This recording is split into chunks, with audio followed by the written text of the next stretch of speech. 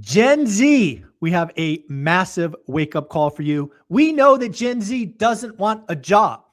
We actually are seeing them build seven-figure businesses. Bo, you just were at an event yesterday where this particular franchise was highlighting Gen Z as being their top performers. What does this mean? What do you got? Yeah, it's pretty fascinating.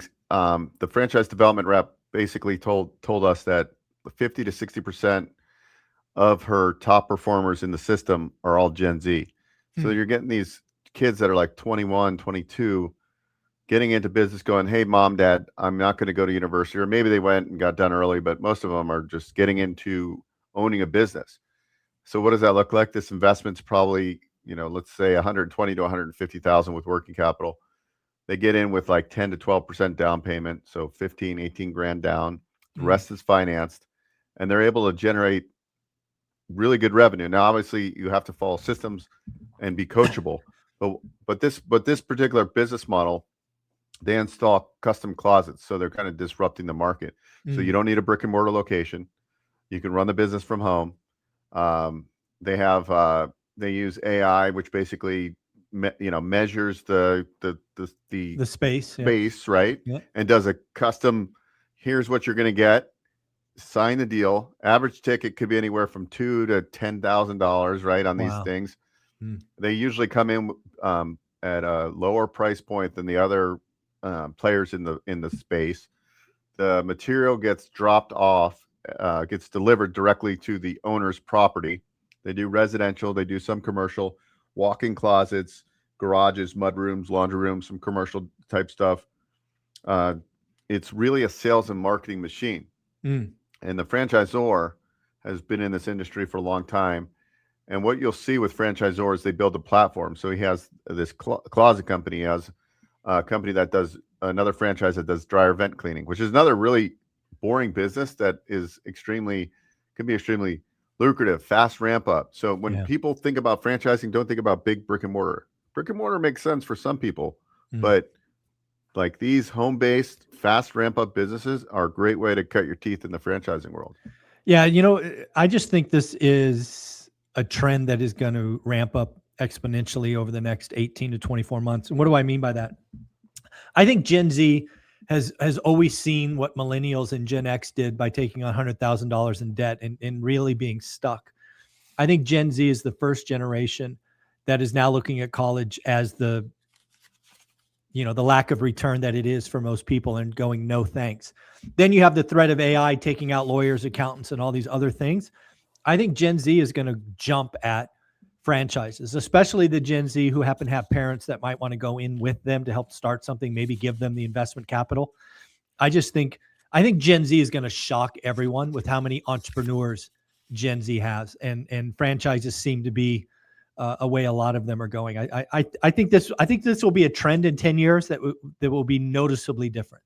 Is Gen Z will do businesses versus going to college at a higher percentage. Yeah, it's going to be all about, as Alex Ramosi talks about, customer acquisition. What's your cock? That's Yeah. and it like I think the younger generation now watching this stuff is getting them really interested. So like, why do the Gen Zs like this type of business? Fast decisions, simple systems, instant communication, and then Gen Z also has a marketing advantage, right? They're used Mhm. to social media. A Yeah. lot of these businesses are posting cool reels and about the business models, and like people are just seeing these visually like before and afters, and that's driving a lot of business. Then of course you're running meta ads. So like this is kind of like a business that people could see themselves going, hey, this isn't rocket science. You can get subs, you can have subs in the beginning doing the installation. Hmm. And it's really just a sales and marketing business, and like going and answering the phone, giving them a quick quote where they actually have visuals, Yep. and then most people are getting two or three quotes on an average thing, and they're using higher quality materials, this particular franchise, and they're usually coming in under the competitors for price Mm. points. So to me, this Yeah. is a Better winning better business for model. cheaper. That doesn't suck. So yeah, it's like a really good business model. So I really like this, and I think it's like for the right person, it could be a great business, and you can grow yourself out of being in the business meaning you can eventually you're going to hire design consultants, right? They're going to actually do the sales. They're going to pay salary plus commission. And then you can have subs that do the fulfillment and then one ops person. So you can grow. I know they have somebody in their system that's doing over 3 million in revenue. So the franchisor is really marketing focused. So that's really important when you're looking at a franchise. What's the experience of the actual franchisor? We call them Zors. What have they done? What, if this is their first rodeo and they've never been in franchising, you got to be a little bit more particular. So we walk people through the whole process of like how to evaluate, how to look at an FDD, which is a franchise disclosure document. But for me, going back and going, if I would have known about this when I was in my 20s, I would have for sure been in something different, because I was always transaction based in my lending business. I would have had this going alongside of my lending business at the time and would have been way further ahead in life than I am now. Yeah, well, I'm pretty far ahead. Let's give people some actions, right? If you're a parent of a Gen Z, senior year in high school, maybe hasn't figured out what they want to do for college, and really looks like not an option, I strongly suggest they reach out to you, onerentalmeeting.com, because whether it's this franchise or another, I really do think that Gen Z is going to shock us with how many people start businesses for go to college. Right? Gen X was very much go to school, get a good job, climb the corporate ladder. I think Gen Z realized that that's a crock, that's not the way to go anymore. They don't need waste 4 years and have $100,000 in debt for a no-name degree. They're just going to start a business and they're going to start learning fast. And I think they need to reach out to you so they have somebody they trust and could guide them through the process, right? Yeah. I think today too, it's just like selective learning. Like you pick what you want to learn. If you want to learn real estate investing, you join the ORAT group, right? Like you can like pick your own degree now. Like you can go and figure out, hey, I want to go learn from this person. Like I do that all the time. I want to learn this. I'm going to go to this guy to teach me tax strategy, and he has a curriculum and he teaches like you create your own degree. And when you're creating your first business, doesn't mean you stop learning. You're still now like learning new skills. Like how do I own another business now that might be in a different vertical? I just got off a call with a guy that does what I do, a franchise consultant. He just got into the industry, but he spent the last 30 years building businesses.